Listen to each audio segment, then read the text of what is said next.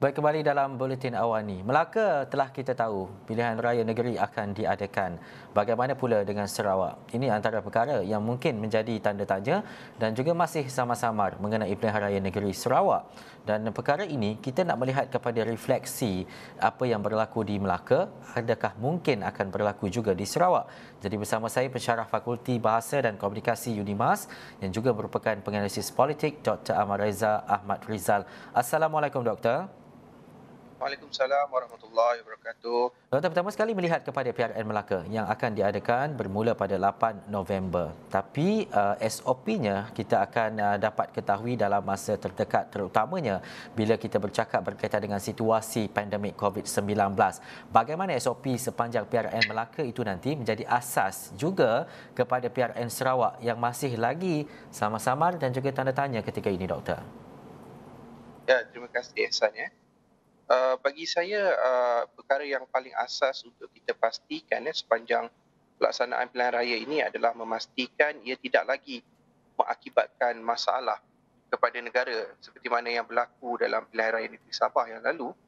Jadi SOP ini adalah satu perkara yang paling mustahak. Saya berpendapat pihak SPR akan memperhalusi dan melihat dengan teliti bagaimana pelaksanaan SOP ini boleh untuk dilakukan supaya tidak akan berlaku satu kluster yang baru melibatkan pengundi-pengundi. Jadi dalam masa yang sama kita nak pastikan elemen demokrasi tersebut berjaya untuk kita laksanakan.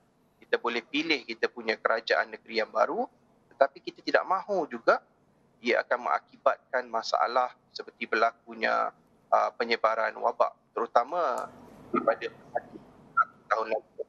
Jadi saya berharap agar pihak SPR begitu telitilah antara langkah yang boleh saya rasa dilakukan adalah dengan memperbanyakkan lagi pusat daerah mengundi PDM supaya kita dapat memastikan SOP ini boleh untuk diperketatkan dan dalam masa yang sama kita mungkin boleh tambah jumlah petugas dalam memastikan setiap elemen SOP ini boleh untuk dipatuhi oleh pengundi-pengundi. Dan juga Doktor, landscape dan juga geografinya berbeza kalau kita nak bandingkan antara Melaka dan mungkin di Sarawak dengan keadaan yang luas, mencabar kawasan pedalaman, menggunakan laluan air dan sebagainya ditambah dengan pandemik COVID-19.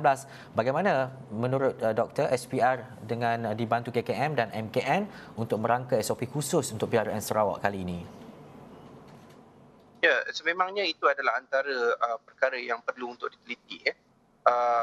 Geografinya kalau dibandingkan luas negeri Sarawak ini jauh berganda lebih besar berbanding dengan negeri Melaka. Tapi saya percaya ia boleh untuk dilakukan. Ini termasuklah mungkin kita boleh mempanjangkan tempoh seperti mana yang pernah dilakukan.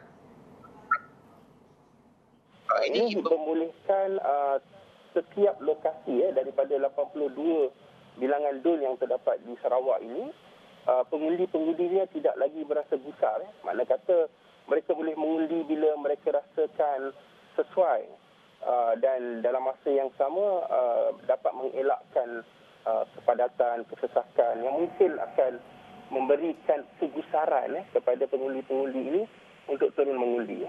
Jadi selain daripada macam yang saya cadangkan untuk penambahan jumlah PDM bagi pilihan raya negeri Sarawak, antara yang perlu mungkin dipertimbangkan adalah dengan memperpanjangkan tempoh pilihan raya daripada mungkin sekadar 1 hari kepada 3 hari supaya ini memberi ruang elemen demokrasi ini dapat untuk ditegakkan dengan berlandaskan semangat pematuhan SOP. Dan juga Doktor, bagaimana untuk kita melihat kepada sesi kempen yang lebih baik selepas ini? Mungkin kalau untuk secara bersemuka ataupun fizikal itu mungkin agak susah ketika ini, tetapi ia harus juga dilakukan dan juga media sosial dan sebagainya antara perkara-perkara penting. Bagaimana untuk memastikan bahawa kelangsungan ini dapat dilaksanakan ketika tempoh berkempen dan juga PRN itu berlaku nanti?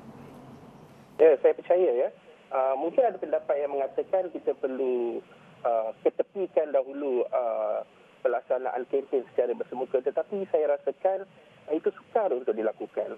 Cuma mungkin berdasarkan pengajaran yang kita perolehi sewaktu pilihan raya negeri Sabah yang lalu, beberapa perkara perlu dipertingkatkan, terutamanya dari segi kesedaran pemain-pemain politik itu sendiri. Bukan kita tidak ingin benarkan mereka untuk berjumpa secara bersemuka, tetapi mereka sendiri harus prihatin bahawa tindak tanduk mereka tersebut mungkin membawa kesan kepada aspek public health dalam kalangan masyarakat. Jadi bukan sahaja ia perlu melibatkan peraturan-peraturan oleh pihak SPR, tetapi dalam masa yang sama kesedaran pemain-pemain politik, ahli-ahli politik, perayu-perayu uli ini sendiri, mereka perlu peka dan prihatin, dan dalam kalau boleh elemen kempen secara terbuka ini lihatkan, sebab saya percaya pelbagai lagi kaedah yang boleh untuk dilaksanakan. Bukan bermakna kita tidak ingin kempen secara terbuka, cuma ia dijalankan dengan berhati-hati dan lihatkan berdasarkan pengajaran yang kita perolehi sewaktu PRN Sabah yang lalu. Saya rasa ini boleh untuk dilakukan dan saya percaya pemain-pemain politik kita begitu peka dengan keadaan terutamanya dari aspek kesihatan masyarakat secara umum.